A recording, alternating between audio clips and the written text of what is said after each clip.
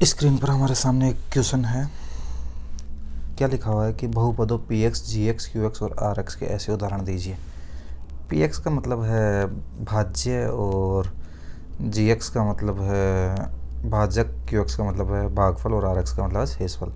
इनके ऐसे उदाहरण देने हैं जो विभाजन एल्गोरिदम को क्या करते हो, संतुष्ट करते हो। तो सीधी सी बात है कि बहुत सारी चीज़ें, अब कोई भी संख्या लेंगे तो एक संख्या को दूसरी संख्या से भाग देकर अगर उसका भागफल और शेषफल निकाले तो वो विभाजन एल्गोरिदम को संतुष्ट करेंगे ही करेंगे। लेकिन इसके लिए इन्होंने एक कंडीशन दे रखी है कि जैसे पी एक्स की जो घात आएगी वही घात किसकी आनी चाहिए, क्यू एक्स की। जैसे एक एग्जांपल लेके, जैसे मान लो यहाँ एक्स की घात 3 है प्लस 2x² है प्लस 5x है प्लस 4 है, ऐसा कोई भी संख्या होती, ठीक है। अब इसको कौन सी संख्या से हम अगर विभाजित करें कि यहाँ पर शेषफल में भी इसकी घात, इस बहुपद की घात कितनी, इस बहुपद की घात है अधिकतम घात 3, तो इसकी घात कितनी आ गई, 3 आ गई।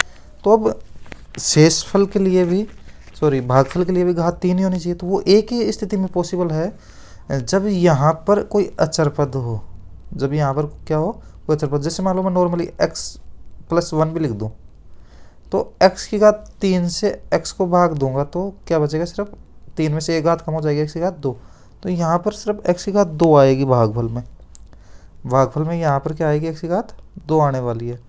तो फिर तो गलत हो जाएगी। तो सिर्फ और सिर्फ कब हो सकता है, अचर पद। जैसे मान लो कि यहाँ पर मैं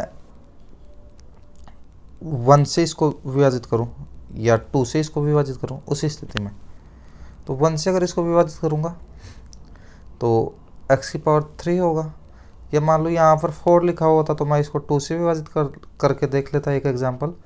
तो 2 से जब विभाजित करूँगा तो वो कितना हो जाएगा, हो जाएगा 2 × 4 x की घात 3/2। तो ये क्या बनेगा, 2x की घात 3। तो यहाँ 2x की घात 3 आएगा। फिर आगे कुछ भी संख्या है वो हमेशा क्या होगा, वो हमेशा आपका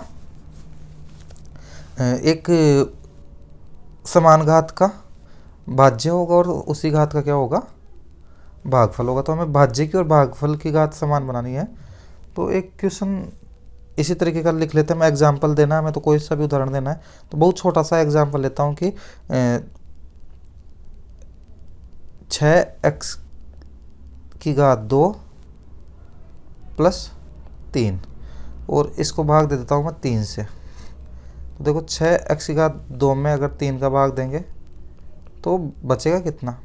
तो सीधी सी बात है कि 3 दूनी 6 तो 2x²। तो यहाँ पर क्या आएगा, 2x²।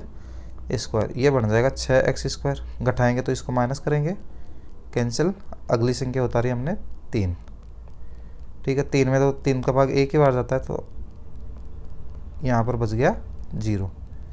या अगर हम यहाँ पर 4 ले लेते तो यहाँ पर बच जाता 1, है ना। लेकिन हमें तो सिर्फ इससे मतलब था कि जो घात भाज्य की है वही घात भागफल की होनी चाहिए।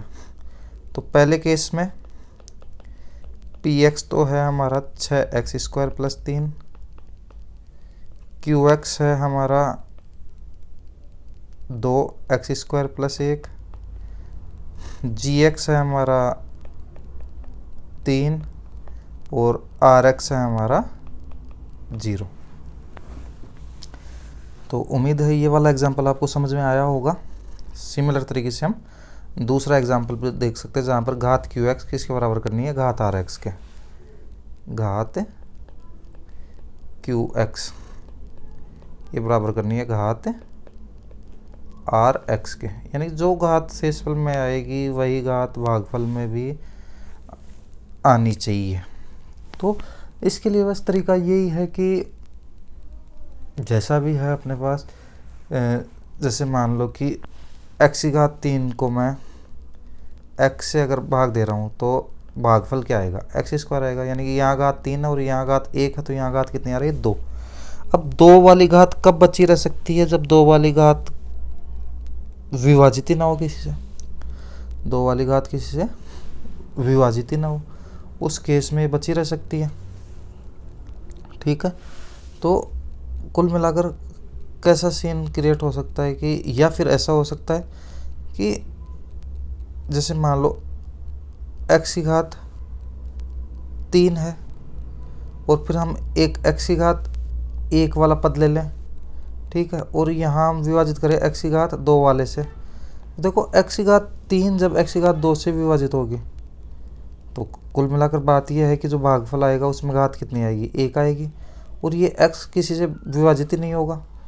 तो जब ये विभाजित नहीं होगा तो उस केस में शेषफल में भी घात कितनी आएगी, x की घात 1 आएगी। तो हम यही एग्जांपल ले लें कि x की घात 3 प्लस x प्लस 5 और इसको विभाजित कर लें हम एक्स स्क्वायर प्लस 1 से। तो देखो क्या बनेगा, x की घात 3 को अगर एक्स स्क्वायर से अगर हम भाग देते हैं तो कितना बचेगा, x। तो यहाँ x बचेगा, यहाँ x की घात 3 हो जाएगा और यहाँ x को हम अगर 1 से गुणा करें तो ये बन जाएगा, यहाँ पर x को अगर 1 से गुणा करते हैं, चलो संख्या को इस तरीके से तो ये कैंसिल आउट हो जाएगा। यहाँ पर 2x लिखता हूँ, x को 1 से गुणा करेंगे तो ये बच जाएगा प्लस का x। यहाँ पर प्लस है तो माइनस घटाने के लिए माइनस करेंगे और यहाँ भी माइनस, तो ये कैंसिल आउट हो जाएगा और 2x में से 1x कम होगा तो सिर्फ x बचेगा और प्लस का 5। अब देखो जो शेषफल की घात है वो भाज्य की घात से कम हो गई, मतलब ये आगे विभाजित नहीं होगा। यहाँ पर देखो इसकी घात कितनी आई है, 1, और यहाँ शेषफल की घात भी 1।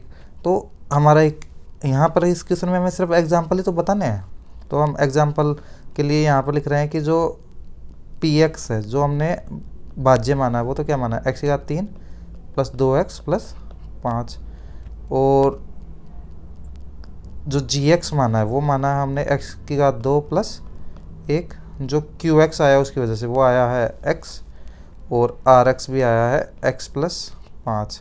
तो इसकी घात भी 1 है और इसकी घात भी 1 है, इसका मतलब ये दोनों बराबर है। ऐसा ही हम आखिरी में एक और क्वेश्चन है जहाँ पर घात rx बराबर 0। घात rx बराबर 0 का मतलब क्या है कि शेषफल तो बचेगा या बच सकता है या नहीं भी बच सकता, लेकिन वो कैसा होना चाहिए, उसमें x की कोई भी घात नहीं होनी चाहिए। अब x की कोई भी घात नहीं होने का रीज़न तो ये है कि जैसे x की घात 3 है प्लस x की घात 2 है प्लस 1 है, अगर इसको मैं सिर्फ x से विभाजित कर दूँ तो देखो x की घात 3 को x से अगर भाग देता हूँ तो x की घात 2 बचेगा। तो मान लो यहाँ लिख दिया x की घात 2 और यहाँ x की घात 3, ये प्लस में है तो ये माइनस हो जाएगा और ये कैंसिल आउट हो जाएगा, और अगली संख्या मैं यहाँ पर लिखूँगा एक्स स्क्वायर, और फिर x से विभाजित करूँ एक्स स्क्वायर को तो सिर्फ x आएगा।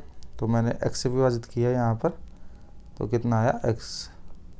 तो यहाँ पर देखो प्लस है, साइन चेंज करूँगा माइनस होगा, ये कैंसिल आउट हो जाएगा, और अगली जो संख्या वो है प्लस का 1। तो अब 1 की घात जो है वो आपके भाजक की घात से क्या है, कम है। इसका मतलब ये 1 बचा रहेगा, अभी आगे विभाजित होगा नहीं, तो इसमें शेषफल बच गया 1 जिसकी घात कितनी है, 0। ये तो हमें ज्ञात करना था। तो इस तरीके से आप और भी अलग अलग तरीके के एग्जाम्पल लिख सकते हो। यहाँ पर हमारा जो भाज्य था वो था x की घात 3 x की घात 2 प्लस 1, जो यहाँ पर भाजक था वो था सिर्फ x। यहाँ पर जो भागफल था वो आया हमारा एक्स स्क्वायर प्लस x, और जो शेषफल था rx वो आया 1। तो इसकी जो घात है वो कितनी आई है, 0।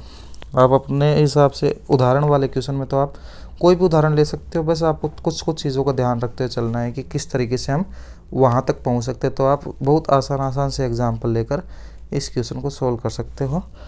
उम्मीद है आपको समझ में आया होगा। आप अपने लेवल पर भी कुछ अन्य एग्जाम्पल ट्राई करके देखो किस तरीके के आपको रिजल्ट्स मिलते हैं। ठीक है।